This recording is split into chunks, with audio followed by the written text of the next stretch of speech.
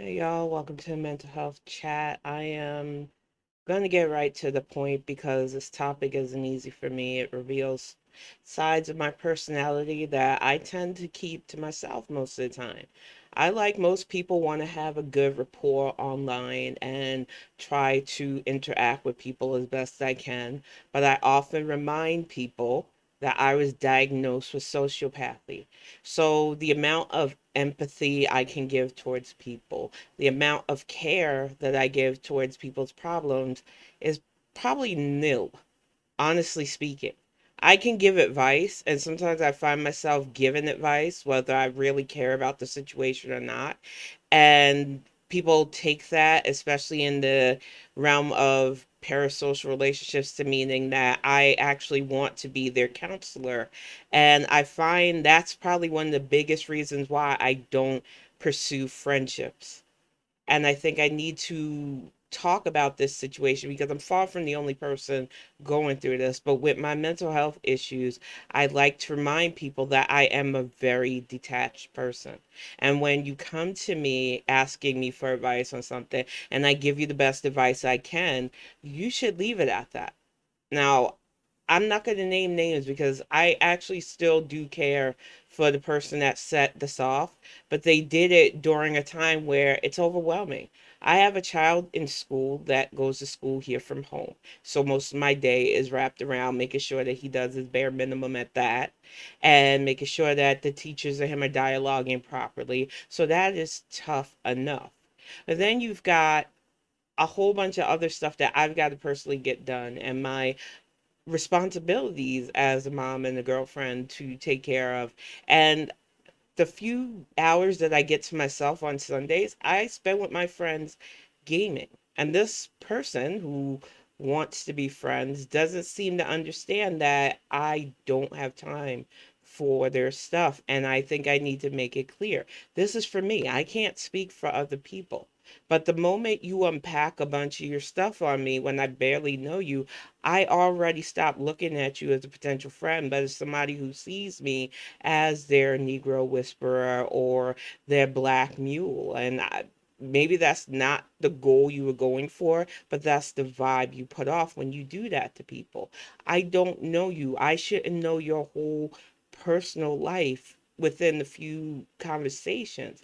And you shouldn't feel so comfortable unpacking that amount of emotional baggage onto somebody you just met. And a lot of people do that. Like I said, I can't speak for how other people handle it. I'm just telling you how I straight up feel when people do that to me. The wall automatically comes up because it's like, oh, okay, you want counselor 10. Well, I'm not a paid counselor. This is what I think. And then I just close off any kind of emotion towards you because I realize that all you want is an emotional baggage mule. And I cannot be that.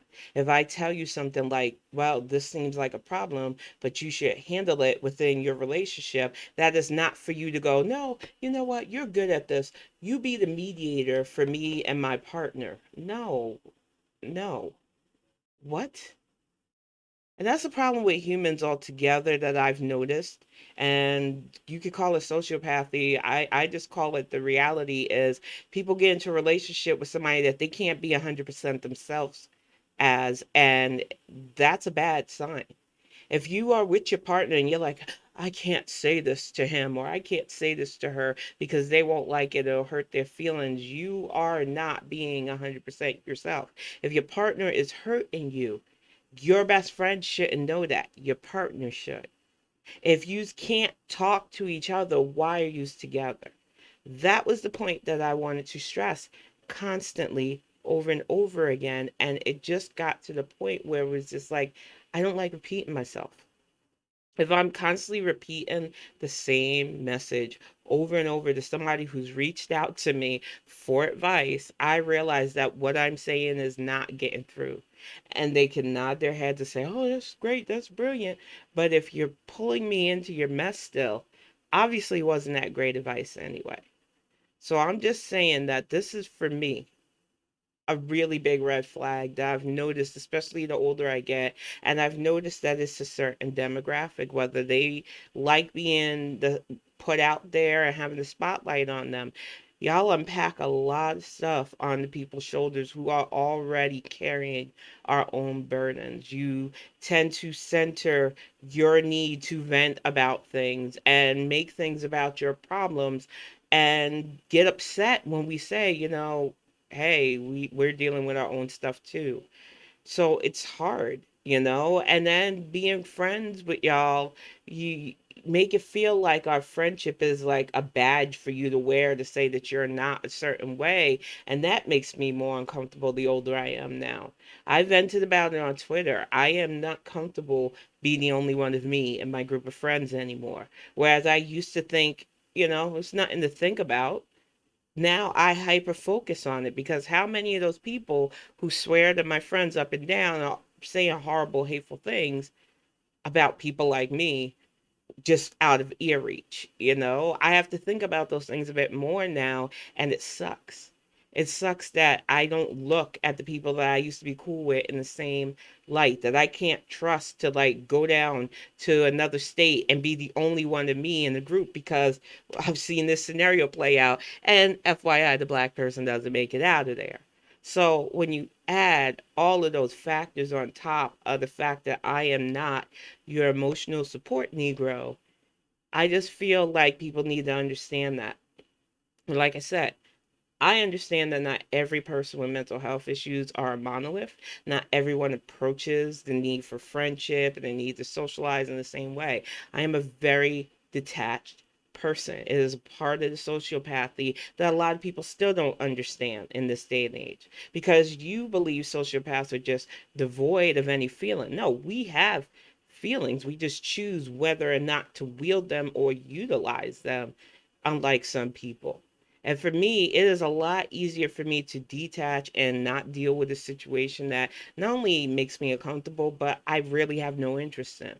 And I think a lot of people aren't upfront about that. I take slight interest in people that I feel need help. And that is my own problem because I've been a problem solver far too long in my life, unpacking that generational trauma there. But I realize that I only have a limited amount of concern that I can give to people. And the more people that reach out to me, the lesser the well is for that. And some people, they can't accept that. They have to be that person that unpacks to me all the time. And I tell people all the time there are licensed counselors out there. There are people that literally made this their job to listen to you unpack your problems. There are relationship counselors for those who need that focus. But what you cannot do when your friend sets a boundary of, I have this amount of time to give, I don't have any of the despair. Act like I'm going to keep pressing until you do what I need you to do because for me, it is a lot easier for me to burn a bridge and not cross it again than to keep repairing a bridge that I already feel isn't worth crossing in the first place. And I hate to be blunt, but I have to be. The more people that follow you online, the more chances of these kind of friendships developing where you want to get to know each other. You might even get to know each other and you get to a level of closeness where they feel comfortable. Like I said, no matter how comfortable I feel with a friend, my relationship, if I was having issues with it, which I'm not, luckily for me, I'm dating my best friend, so we talk out everything. It would make more sense to me to work out any issues with him between him and I.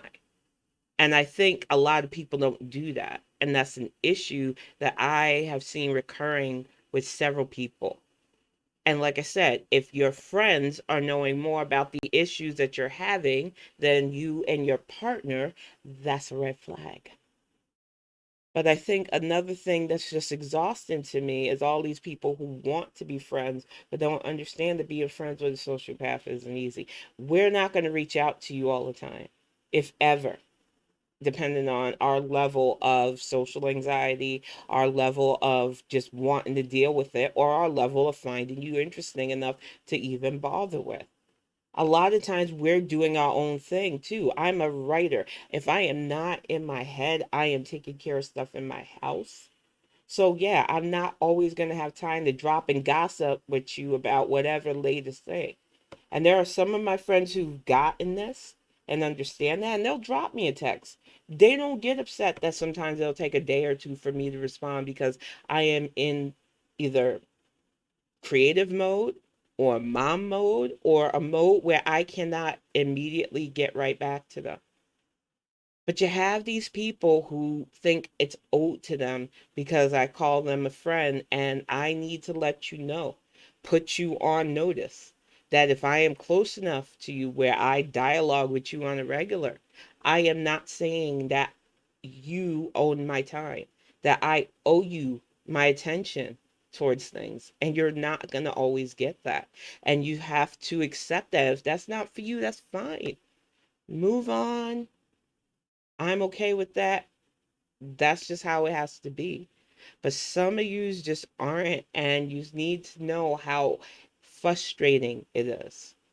Because I don't want to be that level of vindictive and mean and just cut people off. But for me, honestly, it's easier to just do it that way and not deal with the constant source of hurting somebody's feelings because they want more in this friendship than I will ever be able to give them. I think a lot of people like me have a hard time conveying how we feel about this because you get nervous that people are like, oh, you're a bad person. And you know what? I don't care at this point. I don't care if people think it's bad for me to have a certain amount of energy that I will expend on any person I am not personally involved with, and that I might find you interesting at first, but once start getting a pattern of how I feel you're going to approach our so called friendship, and I put that wall up, that's it. There's no taking it down once it's up.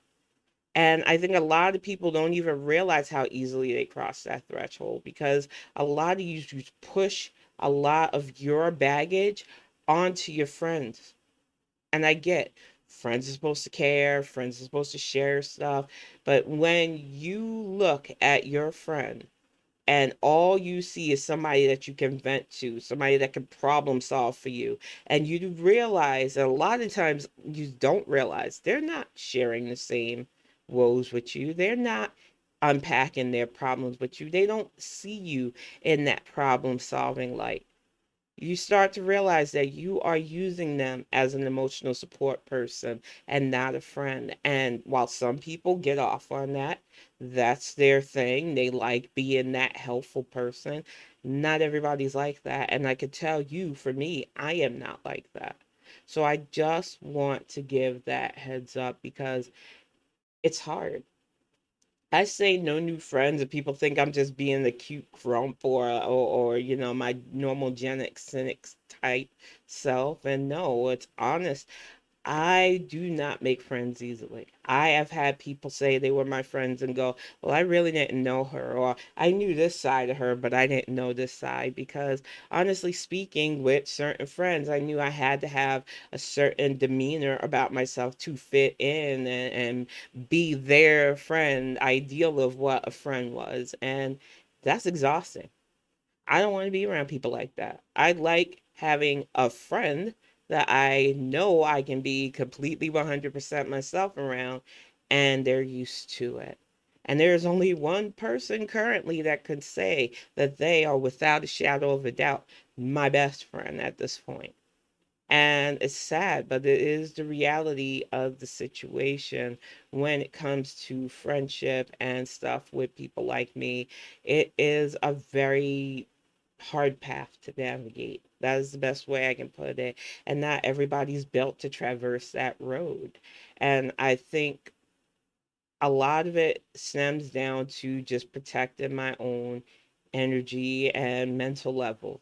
It is mentally taxing to deal with people who only want to use you for listening to their problems or only want to pull your ideas from your head and make it seem like you're working together on stuff. And this isn't the other friend. This is just what I've dealt with in the few years of even being online and you know, building acquaintances and teaming up with people. You always end up finding out just how close your friendships are when push comes to shove. And a lot of times you get shoved out of the way. So I am in very deep protect myself mode. And I will be the type of person that you feel comfortable telling me your business. I don't know what it is about my personality. I think it's just a tendency for people like me to have that ability to have people unpack their emotional stuff onto us. And I'm telling you right now, depending on the level of interest we have in it, we may let you keep doing it. But eventually we will get to the point where it's like, this is boring. I don't want to keep listening to this. Moving on, detached. And I honestly want to be upfront about that because a lot of people don't understand that. A lot of people get hurt by it. And, I wish I could say, hey, I don't mean to hurt you, but if I am giving you clear signs that I've set a boundary, that I do not want to keep dealing with this, and you do not understand that point, or think that I'm going to be guilt tripped into feeling bad for, protecting my time and private life, you're going to end up feeling bad because I don't. You'll feel the guilt for both of us, I guess, because honestly speaking, it's empty in here. And I think people need to understand that because a lot of people don't. I am a very civil person online. I think it is better to have discourse when you are civil.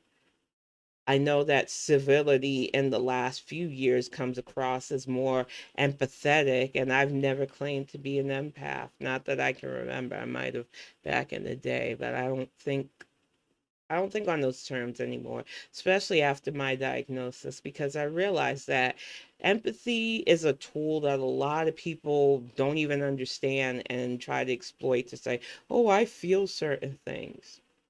I feel things too, mostly when people are bullshitting me. I also feel that it's really easy to have people tell me things about themselves that they probably shouldn't. And that's not good. And you are going to end up doing that to a person that will use it to hurt you if you don't stop. And I am saying that as a person that could very well take the words that you give to me and turn it against you. I need people to understand the dangers of constantly telling your business like that to virtual strangers who just seem nice. It is very dangerous out there, y'all. And you need to protect yourself from putting all your stuff out there, from dragging your loved ones into stuff with somebody that you just think is nice. I'm gonna get ready to wrap this up because I'm gonna tape a Bonnet Chronicles soon after this. But I just wanted to get this recorded while I was feeling it because honestly speaking, it's been bothering me for a few days now. And with everything I had going on with the household and things just going on in my private life, I didn't even know if I was gonna do one of these this week. But I honestly think it has to be said that there are people out there that y'all push yourself on the people without respecting their boundaries. And when somebody clearly sets a boundary for you, especially given them having issues like this, you need to respect them. But I will be back next week with a new well, not even. I'll be on a few minutes with the Bonnet Chronicles. I will be back next week with a new mental health vlog. And until then, take care of yourselves.